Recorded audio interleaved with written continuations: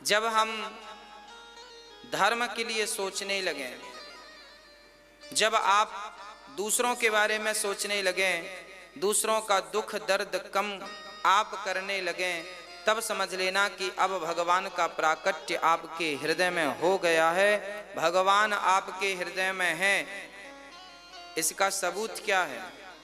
बोले जिसके भीतर भगवान होंगे वो बहुत दयालु होगा। जिसके भीतर दया है उसके भीतर भगवान है। जिसके भीतर करुणा नहीं उसके भीतर भगवान नहीं। ये हम नहीं कह रहे हैं, रामचरितमानस में लिखा है। सुनो क्या लिखा है। सत्य बराबर तप नहीं, झूठ बराबर पाप, जाके हृदय साच है, प्रभुता के हृदय आप। जिसके हृदय सत्य है, जिसके भीतर दया धर्म का मूल है, जिसके भीतर दया है, वही उसी के हृदय में भगवान समाये हैं। भक्तों, कल की कथा बड़ी अद्भुत हम लोगों ने सुनी। बहुत बारी सी उम्र में, नन्ही सी उम्र में ध्रुव जी महाराज को भगवान ने दर्शन दिया। भगवत भक्ति हुई, भगवान की प्राप्ति हुई। भक्तों, भगवान की प्राप्ति के लिए आप लोग उम्र का इंतजार ना करना। मनु जी महाराज के दूसरे पुत्र की चर्चा रह गई थी, सो आज हम उसे पूरा करें। प्रिय व्रतो भागवत आत्मा रामः कथम मुने, ग्रहे रमत यन्मूलः, कर्म बंधा पराभवः। प्रियव्रत जी तो बड़े वैरागी थे। फिर उन्होंने विवाह कब किया, ऐसा परीक्षित जी ने सुखदेव भगवान से पूछा। तब सुखदेव जी कहते हैं प्रियव्रत जी ने विश्वकर्मा की पुत्री वर्हिष्मती से विवाह किया। इनके 100 बेटे हुए। सबसे बड़े का नाम था भरत। एक दिन ऋषभदेव जी ने इन्हीं के वंश में, प्रियव्रत जी के वंश में आगे चलकर प्रियव्रत जी का विवाह हुआ। इनके पुत्र हुए हैं आग्नेत्र, आग्नेत्र के नाभि, नाभि के अंग, अंग से ऋषभदेव जी। ऋषभदेव जी के 100 बेटे हुए। सबसे बड़े का नाम भरत जी। ऋषभदेव स्वयं भगवान हैं। सारे शरीर पर भस्मी रमा लेते हैं, भगवत चिंतन करते रहते हैं। शरीर में एक भी कपड़ा नहीं पहनते हैं ऋषभदेव जी, सब कुछ छोड़ दिया है। मन भगवान में ऐसा लगा है कि कुछ पहनने की फुर्सत ही नहीं। अच्छा एक बात बताओ, आपके हाथ में चींटी है या मक्खी है या मच्छर है, आप उसे उड़ाएंगे कब? जब आपको पता चलेगा। आपको पता चलेगा अच्छा मच्छर काट रहा, मक्खी बैठी। आपको पता चलेगा तो मक्खी उड़ाएंगे, मच्छर उड़ाएंगे। अच्छा पता नहीं चलेगा तो फिर बैठा है बैठा रहेगा, हाँ या ना?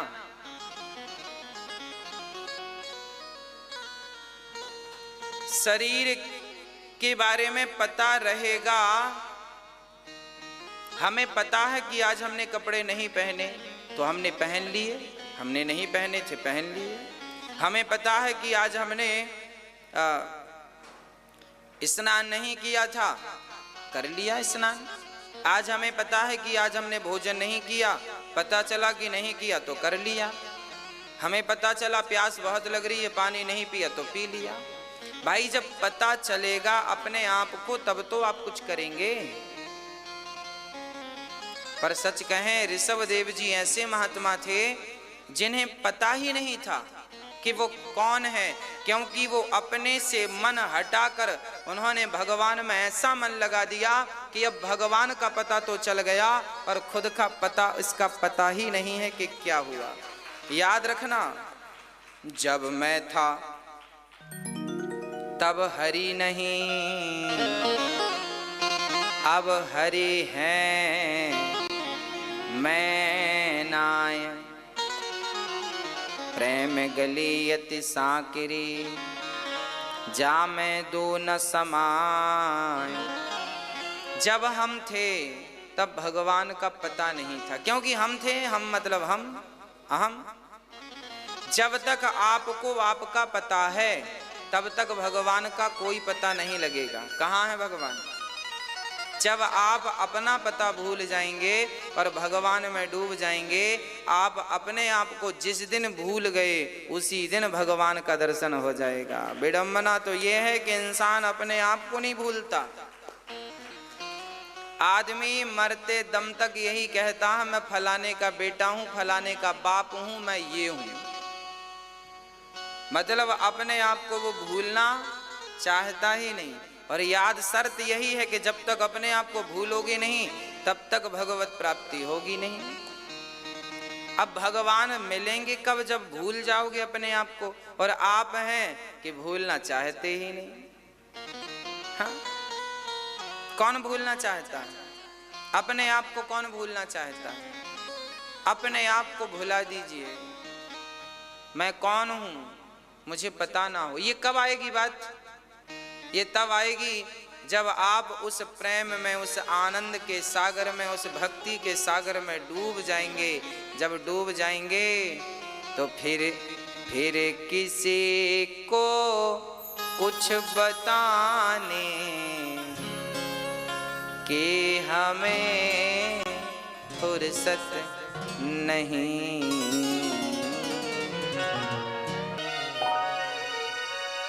जिस दिन भगवान को हम याद ना करें, जिस दिन भगवान की याद ना आए, जिस दिन सपने में भगवान ना आए, बस वो दिन मेरे जीवन का आखिरी दिन हो। यह पुकार एक भक्त की। तेरे बिना भी क्या जीना हो कान्हा रे, तेरे बिना भी क्या जीना।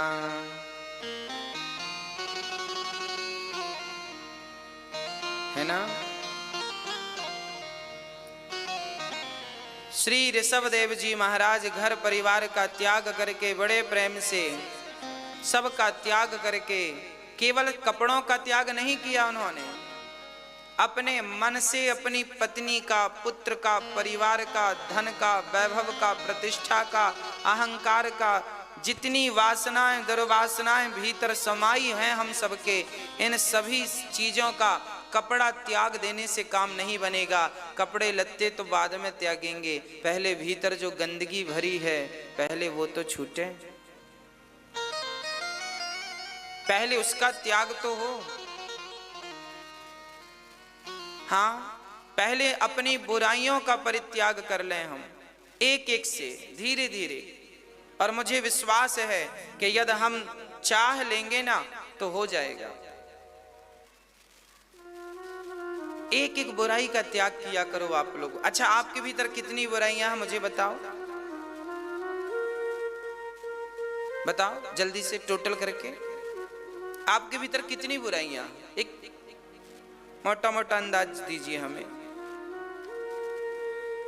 बताइए आपके भीतर कितनी बुराइयां। अच्छा, गिनती करने में टाइम लग रहा है? कितनी है? 1 है, 2 है, 10 है, 20 है, 50 है, 100 है, 500 है, 1000 है। मैया जी, कितनी बुराई है आपके भीतर? मुझे तो नहीं लगता कि आप लोगों के भीतर कोई बुराई है। मुझे तो नजर नहीं आती कि आपके भीतर कोई बुराई है। पर यदि आपको नजर आ रही हो तो आप जरूर बताइएगा। किससे? हमसे नहीं, अपने आप से बताइएगा और बिहारी जी से बताइए, हे बिहारी जी, मुझ में ये बुराई है, मैं झूठ बहुत बोलता हूँ, मैं कपट बहुत करता हूं, मैं अहंकार बहुत करता हूं, मैं लोभी बहुत हूं, मैं कामी बहुत हूं, मैं और जितनी बुराइयां हैं सबका गुनहगार हूं भगवन। आपके चरणों में अपने गुनाह कबूल करने आया हूं, मुझे स्वीकार कर लीजिए। भगवान से अपने गुनाह कहा करो, बैठा करो 10 मिनट भगवान के चरणों में और पूरी लिस्ट बनाया करो। हे भगवान देखो मैं कितना बड़ा कामी हूं, कितना बड़ा क्रोधी हूं, कितना बड़ा लोभी हूं, मेरे जैसा अधम, मेरे जैसा नीच, अधम, खल, दुष्ट कोई नहीं है। भगवान के सामने बैठ के अपने आप को गाली दिया करो, अपने आप को जलील किया करो। क्या होगा इससे? इससे ये होगा कि आपकी आंखों में आंसू आ जाएंगे, और जब आपकी आंखों में आंसू आएंगे तो जो बुराइयां आप भगवान के सामने गिना रहे हैं अपनी, वो बुराइयां आंसू के साथ पिघल पिघल के सब बाहर आ जाएंगी। ठाकुर जी निर्मल कर देंगे आपको। भगवान हमें क्या कर देंगे? निर्मल कर देंगे। निर्मल मन जन सो मोहि पावा, मोहि कपट छल छेद्र न भावा।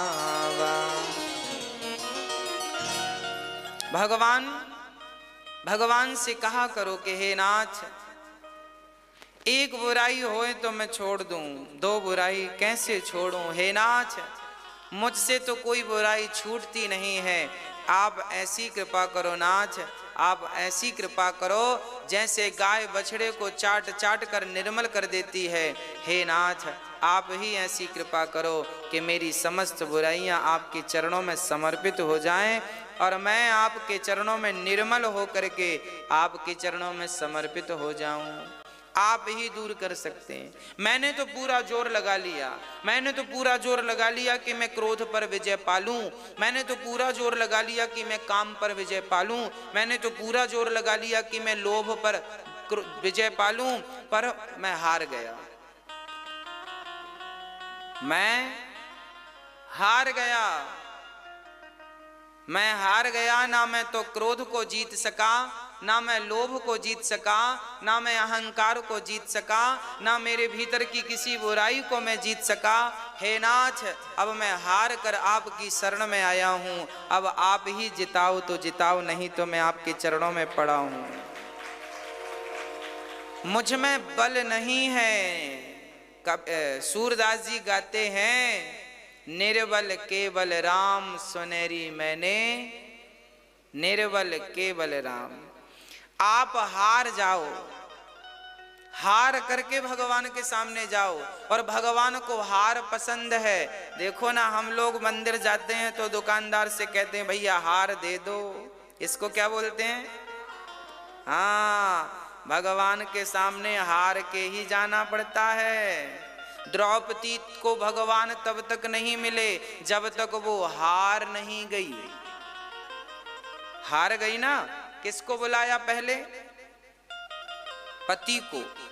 अर्जुन आओ मुझे बचाओ, भीम आओ मुझे बचाओ। द्रौपदी को भी 5 लोगों का बल था, युधिष्ठिर, भीम, अर्जुन, नकुल, सहदेव, इनका बल था पांचाली को। हाँ, पर 5 काम नहीं आए। फिर बल 2 लोगों का और था, पितामह भीष्म और गुरु द्रोणाचार्य। 2 का बल और था, ये 2 भी नहीं आए।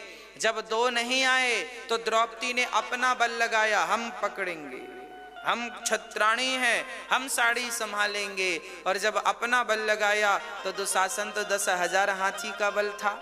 कहाँ द्रौपदी जैसी नारी का बल चलेगा? तो फिर जब नहीं संभाल पाई साड़ी, तब द्रौपदी बोली कन्हैया मैं हार गई। देखो, जब तक आप ये नहीं कहोगे भगवान से कि नाथ मैं हार गया, तब तक परमात्मा आपके लिए कोई मार्ग खोलेंगे नहीं। आप हार जाओ, हे नाथ मैं हार चुका हूं, मैं हार गई हूं, मैं हार गया हूं। और जिस दिन हार करके समर्पण कर दोगे, हार करके अपने आप को हार बना करके भगवान के चरणों में अपने आप को चढ़ा दो, बस उसी दिन भगवत प्राप्ति हो जाएगी। हार जाओ, हार चढ़ाओ, हार, ये हार ठाकुर जी को बड़ा पसंद है। द्रौपदी ने बुलाया, बुलाया था ना द्रौपदी ने, कैसे बुलाया था? हार गई कन्हैया, मैं हार गई। और जब द्रौपदी ने कहा कन्हैया मैं हार गई, उसी समय भगवान आज वस्त्र अवतार लेकर के और द्रौपदी की साड़ी बढ़ाने लगे, खींचने लगे। भगवान दुशासन खींचता गया, साड़ी का ढेर लग गया, पर साड़ी कम ही नहीं हो रही है। दुशासन जैसा 10,000 हाथियों का बलशाली व्यक्ति आज हार गया, थक गया। बोला साड़ी भी नारी है कि नारी भी साड़ी है कि साड़ी ही की नारी है कि नारी ही की साड़ी है। द्रौपदी बोली मूर्ख, ना साड़ी भी नारी है, ना नारी भी साड़ी है, ना साड़ी ही की नारी है, ना नारी ही की साड़ी है। ये तो वृंदावन बिहारी है जो चीर बनकर खिंचा जा रहा है। यद भगवान को पाना चाहते हो तो जीतो मत, हार जाओ।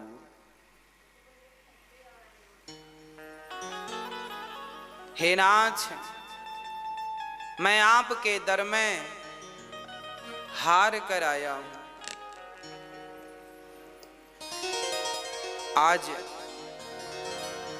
ऋषभदेव जी महाराज अपने पुत्रों को उपदेश करते हैं और कहते हैं नायम देहो देह भाजाम नलोके कष्टान कामान नरहते विडभुजाम। ये तपो दिव्यम पुत्रकायेन सत्वम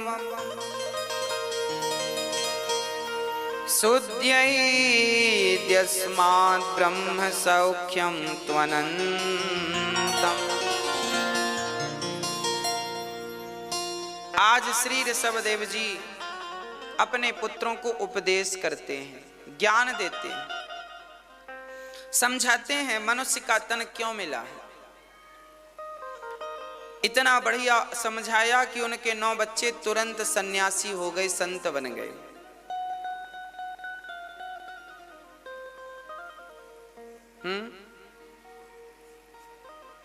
सन्यासी बन गए।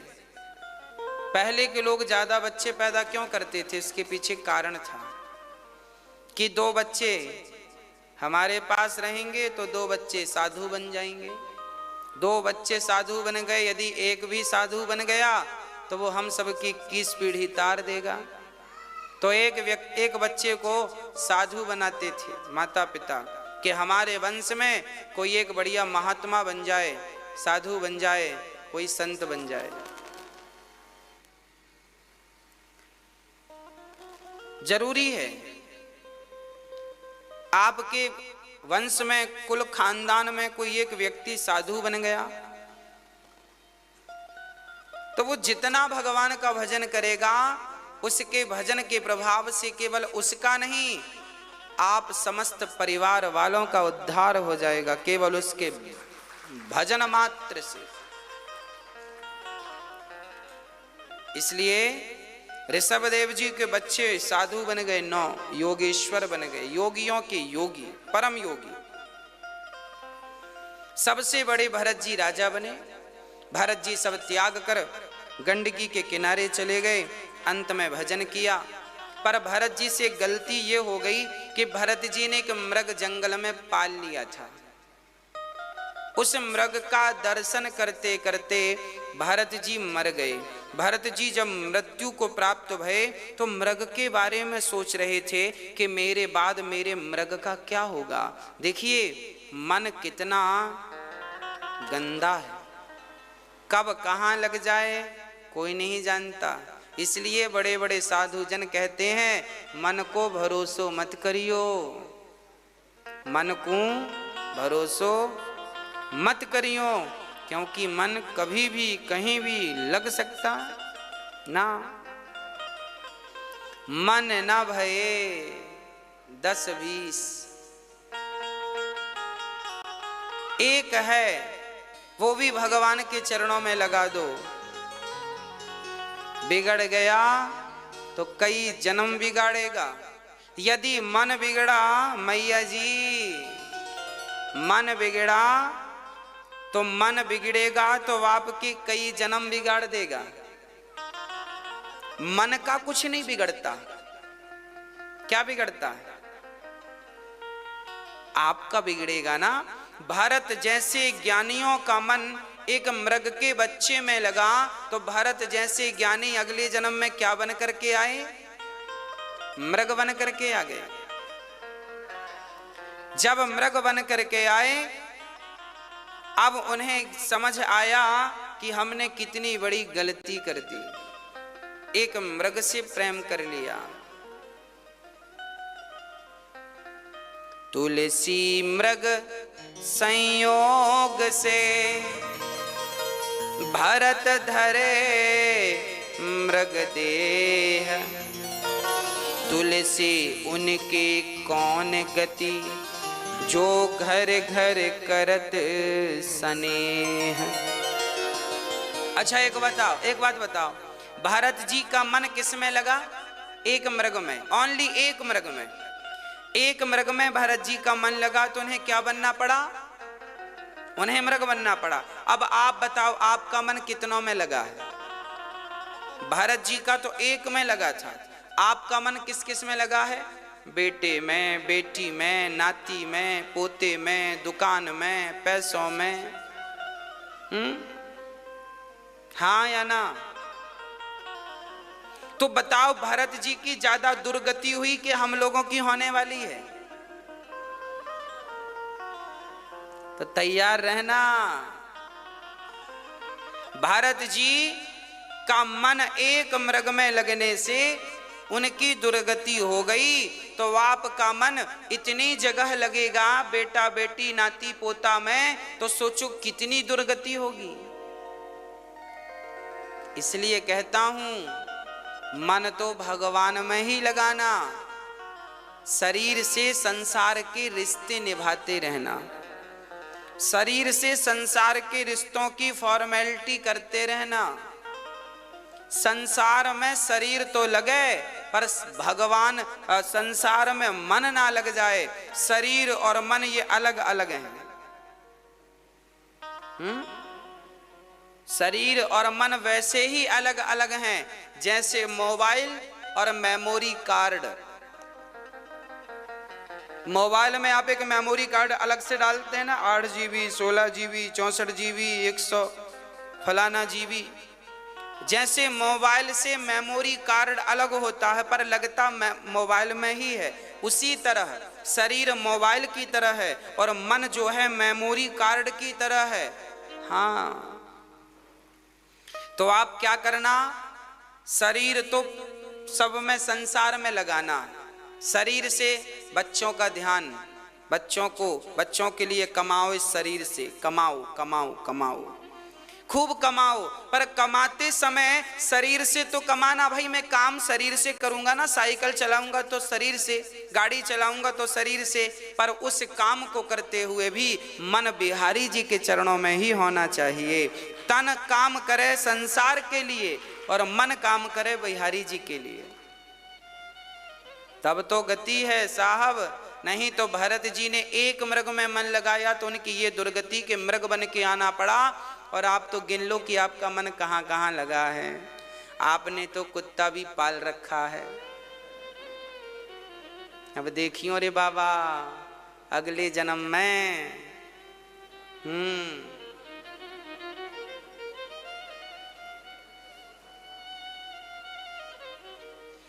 एक मैया कथा सुनने आई, पंडित जी को, गुरु जी को देखकर बहुत रोती, कथा सुनती जाए, रोती जाए, रोती जाए, रोती जाए, आंसू पहुंचती जाए। महात्मा जी को लगा कि ये बड़ा प्रेम रखती है भगवान से, इसीलिए कथा में रोती है। तो गुरु जी ने दूसरे दिन कहा, बेटी क्यों रोती हो, भगवान से बड़ा प्रेम है ना तुम्हारा। उसने कहा, महाराज भगवान से प्रेम नहीं है।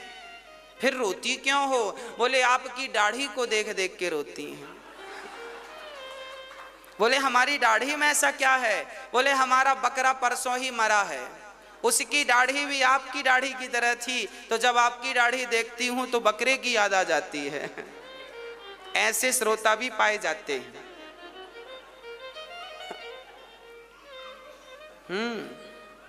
कहने का तात्पर्य यह है कि मन, इस मन का भरोसा ना करना, ये मन बकरा बकरी में भी लग जाता है। हाँ, ये मन कुत्ता बिल्ली में भी लग जाता है।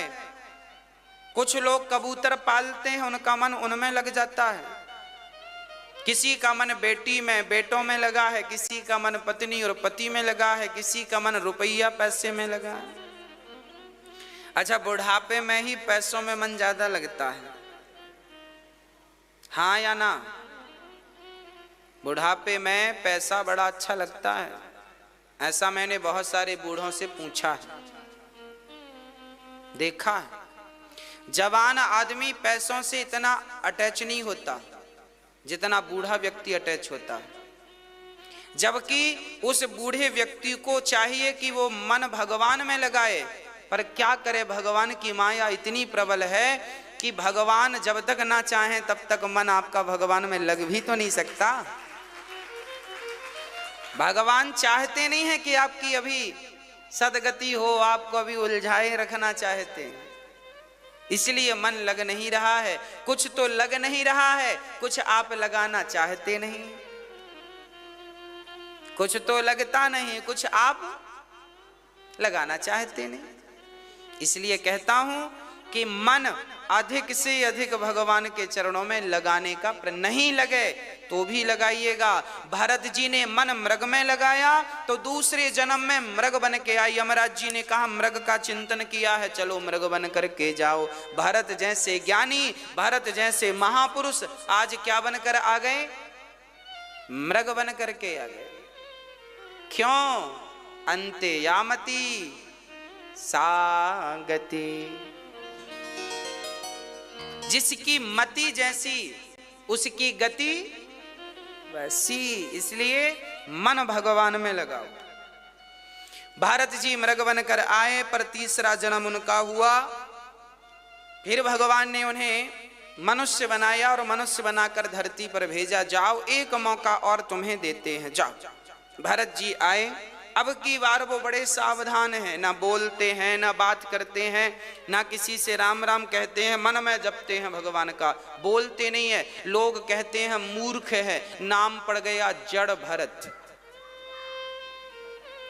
नाम क्या पड़ गया? जड़ भरत।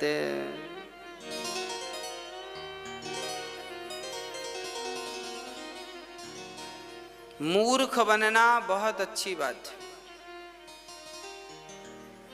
अच्छा, विद्वान बनना सरल है, पर मूर्ख बनना कठिन है। बोलो क्या सही है?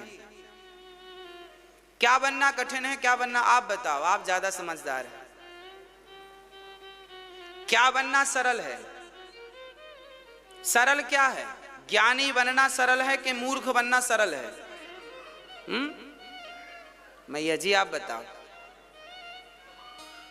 क्या बनना सरल है? ज्ञानी बनना तो आसान है, ज्ञानी तो आप लोग हैं ही। ज्ञानी बनना सरल है, यदि कठिन है तो मूर्ख बनना कठिन है। मूर्ख का अर्थ क्या है? भारत जी थे तो ज्ञानी, पर समाज की दृष्टि में मूर्ख बन के रहना चाहते थे और रहे। आज आदमी 4 लाइन सीख ले रामचरितमानस की तो वो अपने आप को ज्ञानी समझ लेता है। इसका तात्पर्य यह हुआ कि आज के जमाने में कोई मूर्ख है तो मूर्ख आदमी भी अपने आप को मूर्ख स्वीकार नहीं करता। आज का व्यक्ति अपने आप को मूर्ख स्वीकार नहीं करता। वो कैसे भी करके ये सिद्ध करने की कोशिश करता है कि मैं भी सब जानता हूं। आप किसी से बातें करिए किसी सब्जेक्ट में, वो भी घुसेगा बार बार, हाँ हमसे पूछो, हम जानते हैं। वो बताएगा, वो इसलिए बताता है ताकि आपको लगे कि हाँ हाँ ये भी जानते हैं। वो आपकी नजर में अपने आप को विद्वान घोषित करवाना चाहता। आप उसे कह दो आप बड़े विद्वान, बड़ा खुश हो जाएगा, भले वो एक नंबर का मूर्ख ही क्यों ना हो पर वो उसे अच्छा लगेगा। मतलब ज्ञानी बनना सरल है, कठिन है तो केवल मूर्ख बनना। इसलिए भरत जी सरल काम नहीं करते, कठिन काम करते हैं। याद रखना, इस संसार में समाज का तिरस्कार, अपमान जो सह गया वो महान बनता है। ध्रुव जी ने अपनी मां का अपमान सहा था, सौतेली मां ने घर से निकाला था। ध्रुव जी ने अपमान सहा, उन्हें भगवान मिले। भारत जी को अपमानित करके इनके भाइयों ने भौजाइयों ने निकाला था। जड़ भरत जड़ भरत, भारत जी को चिढ़ाते थे लोग, जड़ भरत, जड़ है, जड़ मतलब मूर्ख है, चिढ़ाते थे, जड़ है मूर्ख है। पर भरत जी उत्तर नहीं देते थे। भरत जी को लगा अच्छा है, मूर्ख बनने के बड़े फायदे। चलो कुछ फायदे गिनाता हूं। आप लोग भी ये फायदे इसलिए गिनाता हूं कि आप लोग भी पतिवती डांटा करे, पत्नी डांटा करे, सास डांटा करे, जेठानी डांटा करे तो होशियार मत बना करो, मूर्ख बनी रहा करो। ठीक, तुम डांट लो, तुम ज्ञानी, हम मूर्ख, डांट लो। ये बात हम इसलिए बता रहे हैं। भारत जी जैसा ज्ञानी मूर्ख बन के रहा समाज में, क्यों? भारत जी जानते थे कि यदि मैं बोला तो मेरे उपदेश को सुनने वाले, समझने वाले ये लोग हैं ही नहीं, ये मेरे लेवल के नहीं है, तो इनसे क्या मुंह पच्ची करें, माथा पच्ची करें, ये तो है ही नहीं मेरे योग्य, इनको क्या उपदेश करें, इनको क्या ज्ञान दें। अरे बात भी उन्हीं से की जाती है जो समझने योग्य हो। हाँ, पीएचडी की बात हम उनके सामने करें जो पहली क्लास का विद्यार्थी है, तो करने से फायदा क्या? वही जो उस श्रेणी के हैं, जो जानते हैं, मेरी बात समझेंगे, उनसे मैं बात करूं? नहीं, बात करने से अर्थ क्या है? इसलिए भक्तों आप समझिए, भारत जैसे मूर्ख बनने के क्या फायदे वो गिनाता हूं आपको। एक पंडित जी थे। पंडित जी का एक बेटा था, वो रोज स्कूल जाता था। स्कूल जाता तो सर्दियों का समय था, दरबार, राजा का दरबार बाहर लगता था। सर्दियों में धूप में बड़ी चेयर पड़ी है, राजा साहब बैठे हैं, मंत्री संतरी बैठे हैं। पंडित जी का बेटा वहीं से निकलता, रास्ता वही था, तो राजा रोज बुलाते, बेटा यहाँ आओ। और राजा उस बच्चे के सामने 2 सिक्के रखते, एक सोने का, एक चांदी का। और राजा रोज बच्चे से पूछते, बेटा बताओ इनमें दोनों में से कीमती कौन है, कौन ज्यादा कीमती है? तो ब्राह्मण बालक बोला, राजा साहब चांदी ज्यादा कीमती है। राजा बड़े हंसे, वहां जितने बैठे सब, वाह कितना मूर्ख है ये, बताओ चांदी को महंगा कह रहा। तो राजा ने उसे चांदी पकड़ा दी, ले चांदी का सिक्का, तू सस्ता कह रहा, ले जा। वो बालक रोज जाता और रोज उसे एक सिक्का मिलने लगा। किस बात पर मिलता? क्योंकि राजा को हंसी आती, राजा और वहां मंत्री संतरी थे, सब हंसते, कितना मूर्ख है पंडित जी का बेटा, कितना मूर्ख है, मूर्ख है। लोग बड़ा हंसते। अच्छा, लोगों को बड़ा मजा आता है यदि आपको मूर्ख बना के वो हंसे, बड़ा मजा, हाँ हाँ बड़ा, हमने मूर्ख बना दिया, मूर्ख। पंडित जी का बेटा रोज जाता और उससे रोज एक चांदी का सिक्का मिलता।